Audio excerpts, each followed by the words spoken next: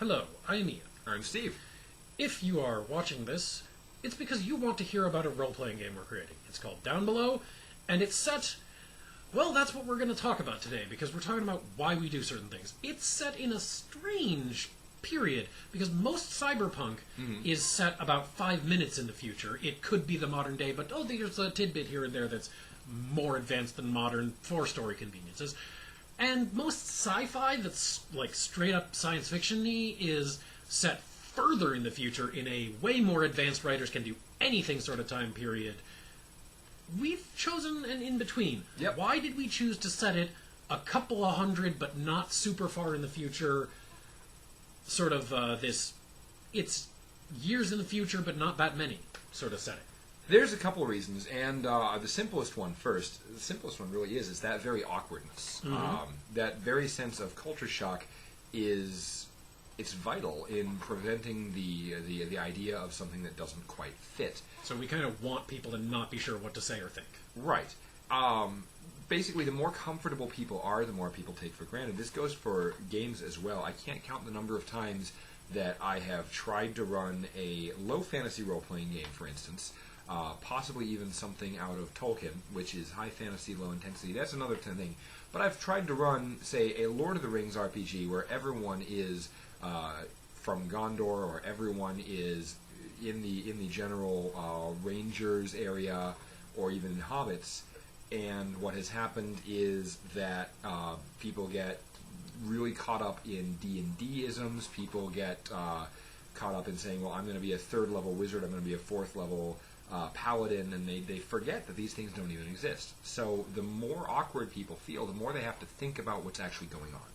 Puts a big burden on us as well to be more explicit, since there are fewer assumptions that people can make.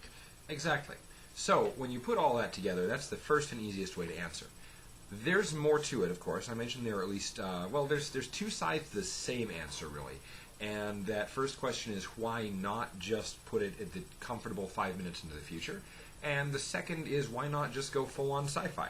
And they're both the same answer from different directions. So again, we don't want people to be comfortable. Right. So, originally this was sort of a 5 minutes into the future setting. It really is. And then I realized that there were a lot of fairly big sweeping changes, and one thing about 5 minutes into the future settings is, if they're not very well done, the big sweeping changes that you will get tend to feel unrealistic because they're so big and so sweeping. Yes, drastic change can happen overnight. Drastic reform, both political and financial, can happen overnight.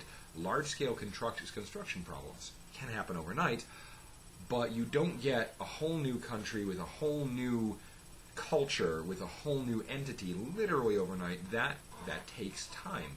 You'll get melting pot settlements where you have a whole bunch of little fragmentary communities all swirling around together overnight, but you won't get large semi-homogeneous cultures that quickly. So correct me if I'm wrong, but basically what it seems like from my perspective in the development cycle is that we came to this weird point in the future because you started wanting it to be cyberpunk and thus assuming that it would be the basic 5 minutes in the future, but Yggdrasil, the space elevator, and Nuevo Paradiso, the island, and the things you wanted to do with it, because you wanted to be a fantasy writer with a sense of scale, kept pushing it a little further in the future, but you wanted to keep pulling on it to keep it from going all the way into the sci-fi future. There's some things we talked about in the past.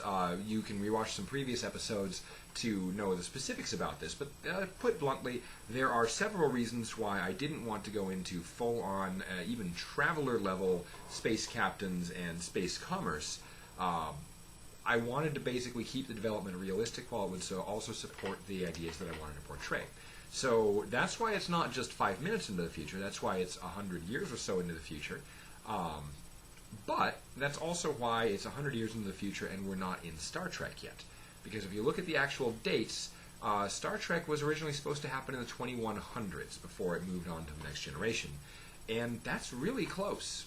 That's really close to the modern day. And we may be fairly close to developing functional spacecraft from where I sit right now. Well, maybe the 2200s. It was the 23rd century. But the other thing is, by the time you get to Star Trek, there was not a lot of cultural relevance to the modern day, aside from Chekhov's Russian invention monologues. So basically, this putting it far enough into the future for certain cultural ideas to fade and new ones to take their place was important, but pushing it too far in the future would also have made it unrecognizable as coming from where we are. So there we have it. The awkwardness is on purpose, but it was a result of several different reasons coming together to do similar things. Well, hopefully our videos aren't too awkward. We know try. That we're still working on learning how to do this. Give us some commentary on what you've liked or disliked, and please tell us what you'd like to know about the setting. And if you'd like what we're doing in the concept, even if not in the execution, please give us a subscribe and tell us how to do better. Until next time, thanks for falling through the cracks with us.